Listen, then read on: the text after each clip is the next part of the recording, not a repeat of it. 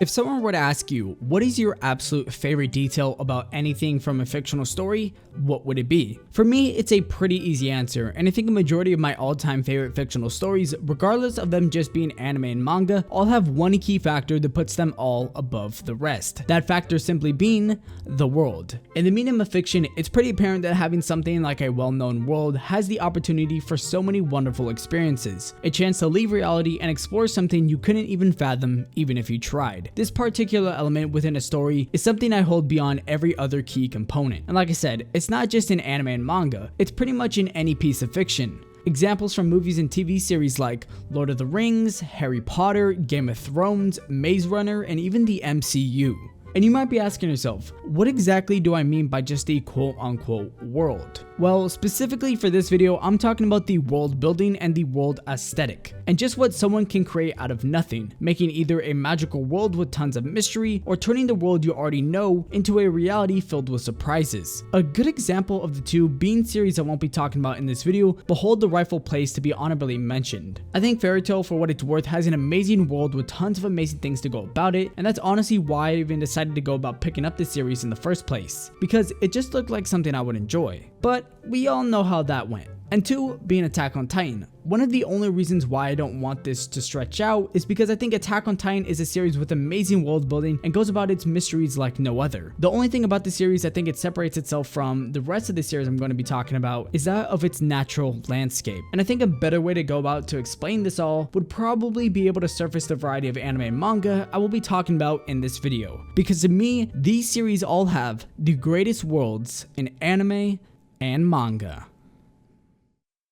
For starters, let's talk about One Piece. I think many of you, either if you have or haven't watched and or read One Piece, know at least a little bit about the series. And the thing you most likely hear a ton about is the world building. For years on years, Eiichiro Oda, the mangaka of One Piece, has developed a world in my opinion unlike any other. I think One Piece's storytelling is one of the most flawless things out there, and describe all the tie-ins that Oda makes along the way is something that would take hours just to surface on paper. But this isn't a video to go on about anything spoiler related, at least for the most part. When we take a look at the world of One Piece, it's almost as if it's placed out like a board game, where there's a start and there's a finish line. And along the way, we go through all sorts of amazing and different types of architecture that not only we would get in a fictional story, but in the real world too. You see, Oda likes to display things in his world that represent what we have in reality, but at the same time, adds in his own spice to it. In doing so, creating a piece of art to fit right within his story. And usually when we look at the world within a manga, a lot of the time, the world is usually within one said continent, at least for the majority. But within One Piece, and it's why I prefaced this earlier, it truly has the greatest world because Oda takes the world of One Piece and not only built upon just one continent, but the entire world of the series. And even now with a story like One Piece continuing in the land of Wano Kuni, and after 20 years, the world as we know it still continues to grow with all this passing time. So when you add in all those factors, including the biggest mysteries of the series, it truly makes for one hell of a world. But I think while One Piece holds for some of the greatest mysteries, there's also a whole lot more like it. Maybe not the same exactly, but some of the greatest worlds out there. Mid and Abyss I feel like is a strong contender for a series that's relatively still short, but with a few years under its belt. It contains most of my personal favorite things within an anime for such a short amount of time that's in it. It compacts a totally new world with a mystery that just has you wondering what lies truly at the bottom of the abyss. And to me, unlike most worlds, Mid and Abyss is centered around a layer system to the whole premise of the story, which is ironically the abyss. And you would think that it's just a layered hole with, you know, a bottom to it, but it has a lot more to it. And it's a lot more technical the farther you go down. Not just that, but the atmosphere around the entirety of the abyss is something that adds to the world of this series just a whole lot more. And whenever it comes to the architecture of the city or of the abyss, it's not just something you can make up from the real world. So that's something I really appreciate from the series, because when it can take your mind on an adventure that you never perceived to even be a reality until you first glance at it, it's just something out of an amazing fictional story just like this one. Nonetheless, I think it's incredibly hard to continuously keep making a series like this because it's something that feels completely organic, and when I look at the other worlds in comparison, the only thing that I think it lacks is the quantity compared to its already amazing quality. But a series that definitely doesn't lack quality, but could definitely use a little bit more of its quantity considering its hiatus, is Hunter x Hunter. For a while, I didn't consider Hunter x Hunter to be something but an average world with potential that was soaring through the roof. I think the initial story with Gon chasing after his father made it seem to be that the world of itself was just lurking outside the main goal of the story. But recently, I had picked up the manga because of a little bit of a rewatch of both the Chimera Ant arc and the Chairman election arc. I decided to pick it up because I was truly curious to see what lied past what we thought to be the main goal of the story. And clearly, what lied ahead was the soaring potential of the story that is just still fingertips away of the Dark Continent. The Dark Continent is what I believe Togashi initially intended with this series. I mean, with all those hours of playing Dragon Quest, I'm sure that is something he sought out to be a successful trope, especially within a shonen series. But it's honestly such a hard decision to make out because on one hand, the world of Hunter x Hunter within its base continent is something that already exceeds a lot of world building expectations, and I think that on top of that, just being a fraction of the world is honestly something that just seems intimidating the way Togashi describes it. And I think the world of Hunter x Hunter as it is within its known continent does an amazing job with just holding like a One Piece of direction of the real world with Togashi's spin on it. That alone already goes levels when it comes to being one of the greatest worlds. But the key factor we know has the most potential is the Dark Continent. From what we already know, the Dark Continent is beyond the expectations of the already known continent and contains so many different ruins and creatures afar from the outside world. And currently, where it stands overall, Hunter x Hunter holds its ground when it comes to the discussion of some of the greatest worlds in anime and manga, but I think time will only tell when we'll truly be able to discuss more about the Hunter x Hunter world.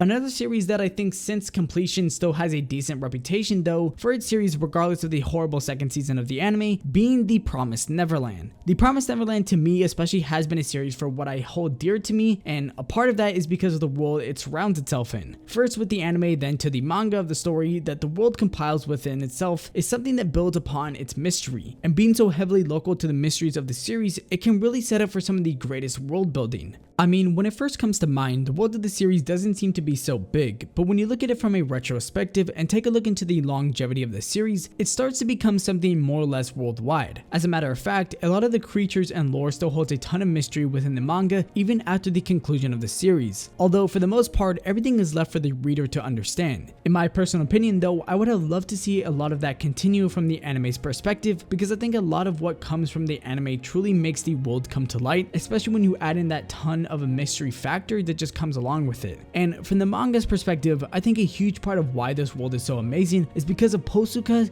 Demisu Sensei's amazing artwork and beautiful capturing of what a fantasy world should really look like. That along with Kai Shihari's amazing storytelling, the two when put together just mesh so well, in doing so creating, at least in my opinion, one of the greatest worlds in anime and manga. But for this next series, it's something that I've always looked at and wondered just how someone can think upon these ideas, because if it weren't for my backlog on this manga, it would probably be praised to another level. But the series, and more so the manga of Radiant, has probably the best designed world out of any of these series I previously mentioned, at least in my opinion. When I personally take a look at the world, I think it comes down to the smallest of small details to bring this world to the real estate of a fantasy type of aesthetic. And not even just the small details, because right off the bat, you get introduced to what type of world you're getting yourself into, and from my knowledge, this series isn't even close to ending, with a volume I believe coming out every few months or so, and from the looks of it, the creativity that just compiles all into this world has to be outright some of the best. Most of the time, these type of fantasy stories are written in books because drawing or animating these scenes on a consistent basis would take ages just to think of. However, it does play a huge part of inspiration from a variety of different forms of media, but that doesn't go to discourage the original creative outlook that the author has placed on the series. To put it simply though, Radiant has to be one of the most beautiful worlds in the medium of anime and manga, and it's a series that will for sure continue to expand on within time. I mean, it's still relatively new compared to most of the manga I've mentioned, but if you haven't already, I highly suggest picking up this series if you're interested in a grand scheme world like this one.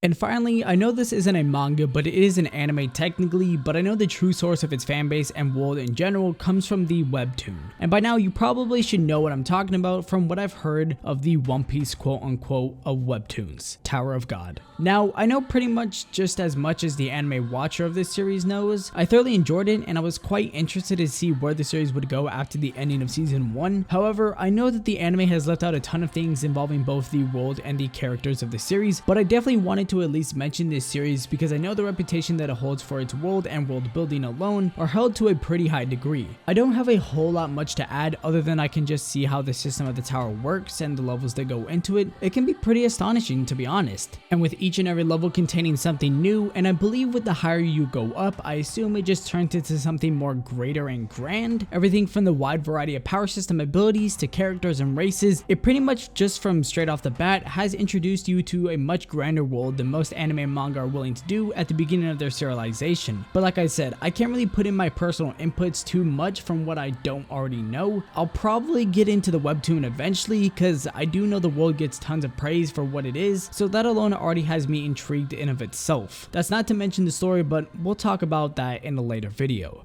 But with that, everyone, I think that about wraps it up. This has been Augie. As always, make sure if you enjoyed the video to leave a like and subscribe to the channel if you are new. It truly does go lengths in helping me pursue YouTube and all that fun stuff. And don't forget to turn on the notification bell, that way you never miss out on another one of your favorite anime and manga videos. And with that, everyone, my Twitter is @AnimeAugie, and I'll make sure to catch each and every single one of you guys in the next video. Peace.